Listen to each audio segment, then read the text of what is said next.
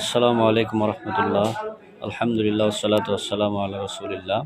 আজকে আমরা কথা বলবো ঈদের তাকবীর সম্পর্কে। রাসূল সাল্লাল্লাহু আলাইহি সাল্লাম তাকবীর কোনটা পাঠ করতেন এবং কখন শুরু করতেন এবং শেষ করতেন।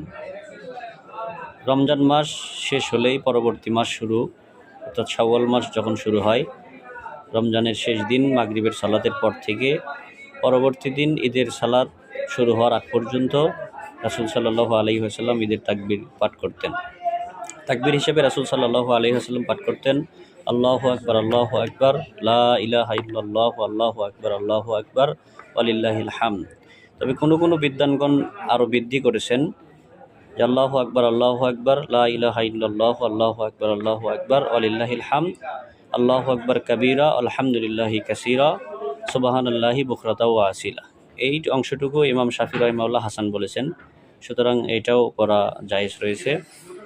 এটা পুরুষগণ উচ্চ স্বরে পড়বে এবং মহিলাগণ এটা নিম্ন স্বরে পড়বে।